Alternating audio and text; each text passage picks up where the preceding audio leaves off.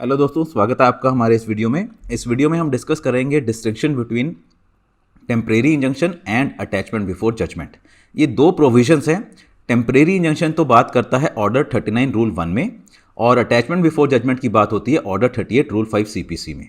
Calcutta high court के पास अभी ये केस आया प्रभा सुराना वर्सेस जयदीप हलवासिया, जहां पर इंटरिम ऑर्डर पास करते हुए जो वहां पर जज साहब थे उन्होंने इन दोनों प्रोविजन को डिस्टिंग्विश किया। तो जो भी लोग मेंस का एग्ज़ाम अभी लिख रहे हैं, जैसे Madhya Pradesh high court judiciary का ऑलरेडी मेंस का एग्ज़ाम अनाउंस हो चुका है, तो जो भी लोग उसको लिख रहे हैं उसके लिए वीडियो काफ़ी इंपॉर्टेंट हो जाता है जजमेंट के पॉइंट ऑफ व्यू से भी, और जो ये प्रोविजंस हैं इनको डिस्टिंग्विश किस हिसाब से कोर्ट ने किया है उसके पॉइंट ऑफ व्यू से भी। तो अभी 22/6/2021 को ही ये केस जो है अभी इंटरिम ऑर्डर इसमें पास हुआ है, जिसमें जस्टिस मौसमी भट्टाचार्य ने बताया कि दोनों ही प्रोविजन जो हैं पिटिशनर को प्रोटेक्ट करते हैं, सो दैट ड्यूरिंग द पेनेंसी या फिर आफ्टर जो भी केस का डिस्पोजल हो गया है तो रिस्पोंडेंट जो है उस प्रॉपर्टी को बेच ना सके, क्योंकि अगर वो प्रॉपर्टी को बेच देगा तो जो पिटिशनर है उसके इंटरेस्ट के अगेंस्ट ये होगा, क्योंकि रिस्पोंडेंट बाद में ये बोल सकता है कि अब मेरे पास कोई प्रॉपर्टी नहीं है जिसको बेचकर या जिसको आप अटैच कर कर इसके पैसे की रिकवरी कर सकते हो। तो इसके फैक्ट्स की बात करें केस की, तो इसमें पिटिशनर ने 7.5 करोड़ का लोन जो था रिस्पोंडेंट को दिया था 15% पर एनम के इंटरेस्ट पर। बट बाद में जो रिस्पोंडेंट था उसने बोला कि मेरे पास कोई इसका उधार नहीं है, मैंने कोई इसका पैसा नहीं लिया।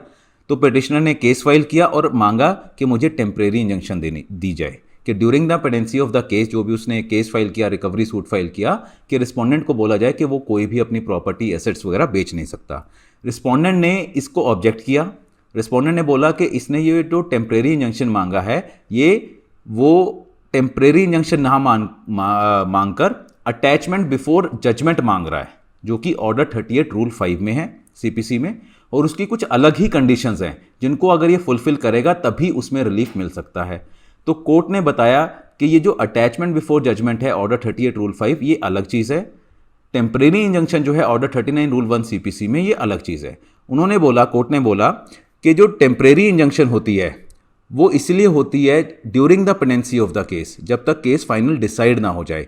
वो इसलिए होती है कि रिस्पोंडेंट जो है अपनी प्रॉपर्टी को इधर उधर ना कर सके, ट्रांसफर ना कर सके, बेच ना सके। तो ये टेम्परेरी इंजंक्शन है ड्यूरिंग द पेंडेंसी, जब तक केस डिसाइड ना हो जाए। जो ऑर्डर 38 रूल 5 की बात करें तो वो एक ऐसा प्रोविजन है जब केस फाइनल हो जाता है, मान लो कोई ऑर्डर आ जाता है उस रिस्पोंडेंट के अगेंस्ट कि हाँ आपको इतना पैसा देना है, उसके बाद उसकी एग्जीक्यूशन फाइल की जाती है। तो जब पिटिशनर उस डिक्री की एग्जीक्यूशन फाइल करता है उस वक्त जो भी रिलीफ मिलता है तो वो मिलता है ऑर्डर 38 रूल 5 में।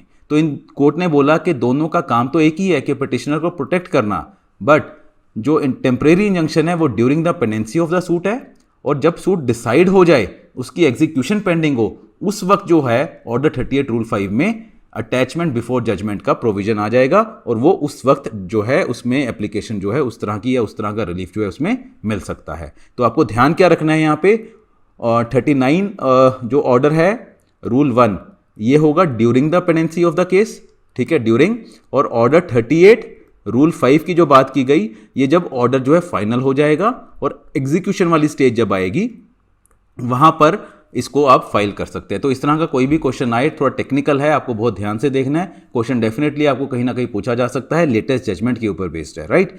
तो इस तरह की और भी वीडियोस हम लेके आते रहेंगे। आपको कोई भी और डाउट है तो आप हमें बताइए। Thank you very much.